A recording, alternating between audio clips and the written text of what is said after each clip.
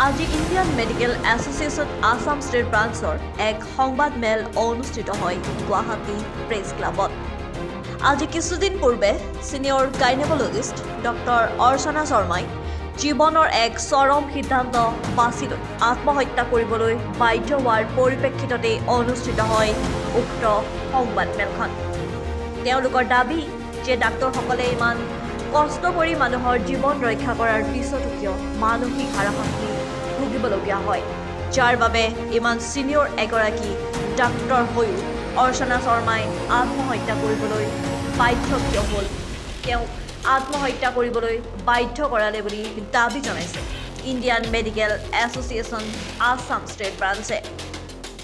আপোনালোকে নিশ্চয়কৈ জানিব পাৰিছে অতি কৰুণ ঘটনা এটা আমাৰ চিকিৎসক সমাজৰ লগত অলপতে ঘটিছে। ৰাজস্থানত এজন অতি প্ৰতিভাশালী চিকিৎসক এগৰাকীয়ে স্ত্ৰীৰোগ বিশেষজ্ঞ এগৰাকীয়ে তেখেতৰ এজন ৰোগীৰ অস্ত্ৰোপচাৰজনিত জটিলতাৰ কাৰণে তেখেতে নিজে আত্মহত্যাৰ দৰে চৰম পন্থা বাছি ল'বলগীয়া হৈছে। এটি অতি কৰুণ ঘটনা। তেখেতৰ ডাক্তৰ অৰ্চনা শৰ্মা তেখেত এগৰাকী অতি প্ৰতিভাশালী গ'ল্ড মেডেলিষ্ট স্ত্ৰীৰোগ বিশেষজ্ঞ আছিলে। তেখেতৰ এগৰাকী ৰোগীক প্ৰসৱজনিত যিটো অস্ত্ৰোপচাৰ চিজাৰিয়ান অস্ত্ৰোপচাৰৰ পিছত অধিক ৰক্তক্ষৰণ হৈছিলে আৰু এইটো ঘটি থকা ঘটনা ঘটিয়ে থাকে আৰু প্ৰায়ে আমি ৰোগীসকলক বচাওঁ, কিন্তু কেতিয়াবা বচাব নোৱাৰা পৰিস্থিতিলৈ আহে। তেখেতৰ ৰোগীগৰাকী বচাব নোৱাৰা হ'ল, তাৰ কাৰণ বহুত। তাৰ পিছতেই তেখেতক গোটেই চাৰিওফালৰ পৰা তিৰস্কাৰ কৰা, সামাজিকভাৱে তেখেতৰ ওপৰত মানসিক চাপ দিয়া গ'ল।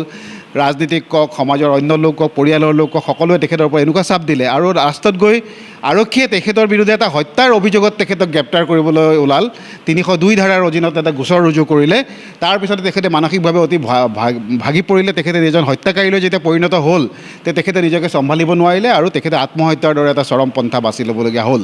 তেখেতৰ যিটো আত্মহত্যাৰ টোকা বা ছুইচাইড নোট বুলি কওঁ আমি, তেখেতে তাত স্পষ্টভাৱে কৈ গৈছে যে এইটোৱেই শেষ ঘটনা হওক আৰু চিকিৎসকসকলক যাতে এনেকুৱা সাধাৰণ ঘটনাৰ কাৰণে নিৰ্যাতিত নকৰক আৰু মোক নিজকে নিৰ্দোষী সজাবৰ কাৰণে আত্মহত্যাৰ দৰে এটা পন্থা বাছি ল'লোঁ, যাতে মই প্ৰমাণিত হওঁ যে মই নিৰ্দোষী আছিলোঁ। কিন্তু কেনেকুৱা ধৰণৰ এটা কৰুণ ঘটনা, এজন প্ৰভাৱশালী চিকিৎসক আমাৰ মাজৰ পৰা হেৰাই গ'ল আৰু এইবোৰ সদায় ঘটি থকা ঘটনা। তেখেতে আজি আত্মহত্যা কৰিছে, কিন্তু বাকী বহুতো চিকিৎসকে নিজকে চম্ভালিছে। মহামান্য সুপ্ৰিম কোৰ্টে, উচ্চতম ন্যায়ালয়ে কৈ গৈছে চিকিৎসকসকলক এনেই যিকোনো অভিযোগতে, সাধাৰণ অভিযোগত হওক বা গুৰুতৰ অভিযোগেই হওক, তেখেতসকলক গ্ৰেপ্তাৰ কৰিব নোৱাৰে বা তেখেতসকলৰ এগেইনষ্টে কিন্তু ক্ৰিমিনেল চাৰ্জ দিয়াৰ আগতে অন্যান্য চিকিৎসকৰ হতুৱাই বা অন্যান্য তেনেকুৱা সমিতিৰ হতুৱাই তেখেতৰ দুখখিনি ভালকৈ চোৱা দৰকাৰ। তাৰপিছতে চিকিৎসকৰ বিৰুদ্ধে ব্যৱস্থা গ্ৰহণ কৰিব লাগে আৰু কেইবাটাও গোচৰত কৈ গৈছে। আজিৰ পৰা তেওঁলোকে নেশ্যনেল প্ৰটেষ্ট ডে আৰম্ভ কৰিছে সদৌ অসম ডাক্তৰসকলে। ভিডিঅ' জাৰ্নেলিষ্ট মিনময় সৈতে Sumi Sharma report, news network.